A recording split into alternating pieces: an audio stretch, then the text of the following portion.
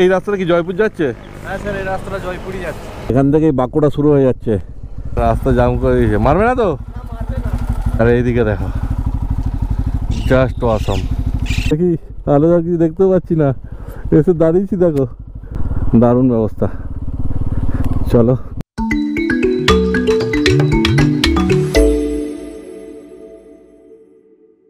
নমস্কার বন্ধুরা, এখন ভোর 4:30 বাজে আর বাইক নিয়ে আমি একাই বেরিয়ে পড়েছি পুরুলিয়ার উদ্দেশ্যে।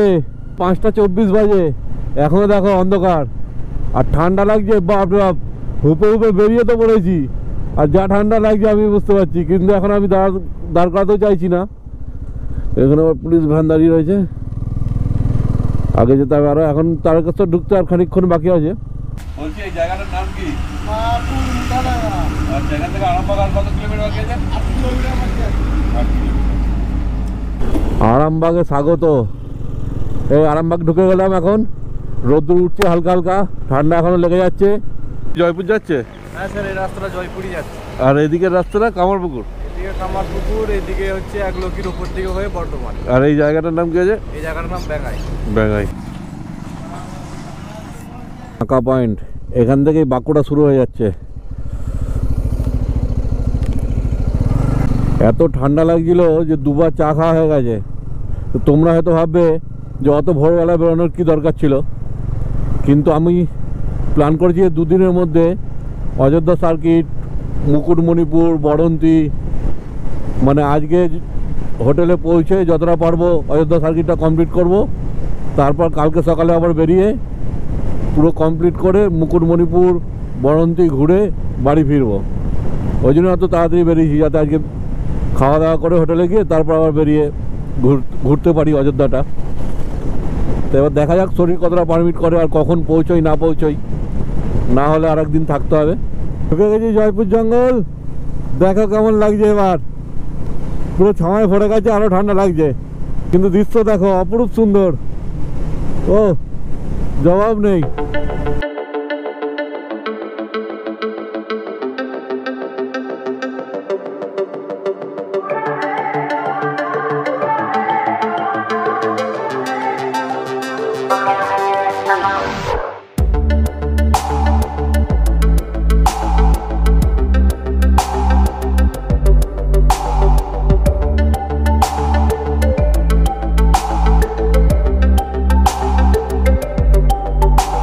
सफर कैसा है ये सफर?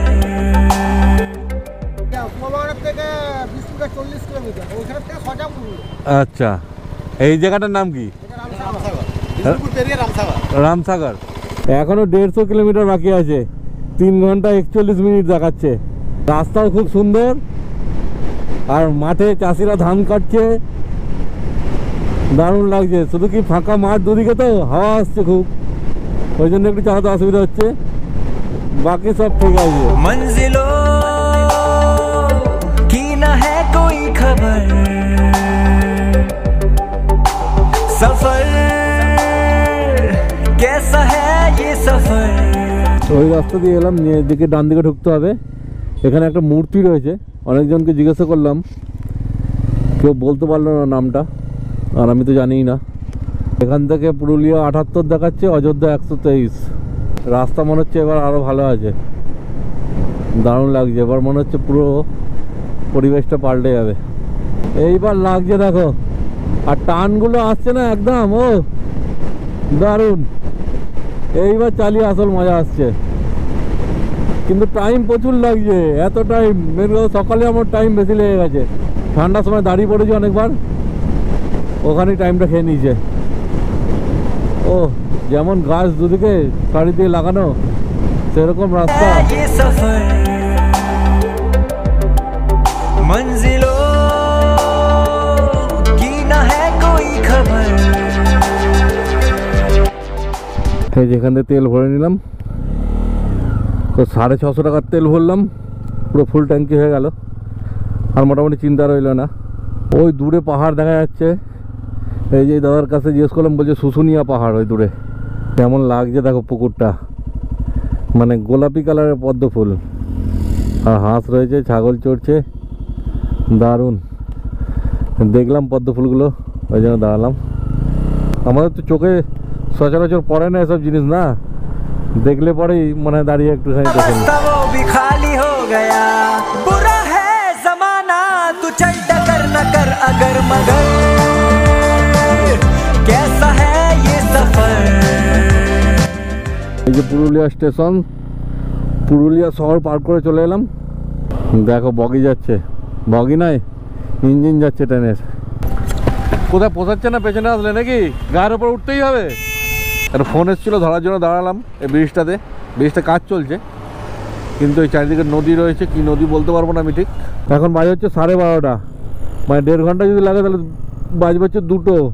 38 কিমি বাকি আছে, 1 ঘন্টা 5 মিনিট সময় লাগবে। এদিকে রেলের গেট পড়ে আছে, এখানে দাঁড়িয়ে আছি। তাড়াতাড়ি পৌঁছানোর চক্করে দেখো এই জঙ্গলটা মিস করে দিলাম। বাজারের মধ্যে দিয়ে নিয়ে যাচ্ছে, এখনো 56 মিনিট দেখাচ্ছে, না 36 মিনিট। ও মানে সকালে যেমন ঠান্ডা লাগছিল, এখন এই জামের চক্করে পুরো একদম গরম লাগছে। দারুণ। ও একবার পাখি পাহাড়ের দর্শন হয়ে গেল, কিন্তু এখনো প্রচুর টাইম লাগবে। 18 কিমি 30 মিনিট লাগবে বলছে। দারুণ লাগছে। ও ওইদিকে একরকম গায়ে জঙ্গল ছিল, আবার এদিকে দেখো সামনে ব্যারিকেড আছে, দেখতে হবে। আবার ছাগল আসছে। এইবার মনে হচ্ছে যে গ্রামে চলে এসেছি। দেখো ঠান্ডা কাল বলে এই এত কষ্ট সহ্য করতে পারলাম, গরমকাল হলে মুশকিল হয়ে যেত।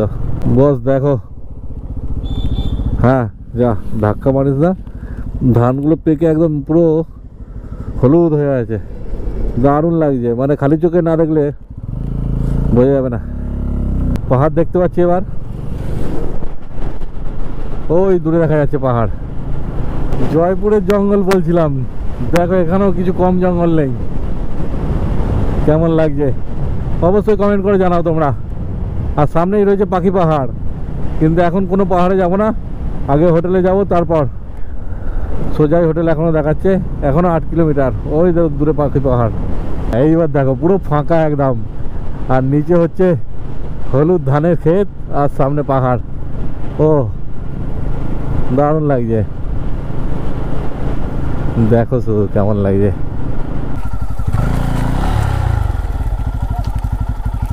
দেখো রাস্তা জাম করে দিয়েছে, মারবে না তো? ব্যাস, তো আমি দাঁড়িয়ে যাচ্ছি, কোনো চিন্তা নেই। আর এইদিকে দেখো জাস্ট অসম, কিচ্ছু বলার নেই। দাঁড়িয়েছিলাম এটা দেখার জন্যই, এত সুন্দর লাগছে। তোমরাও দেখো। চলো এবার যাই, যে হোটেল বুকিং করেছি সেখানে।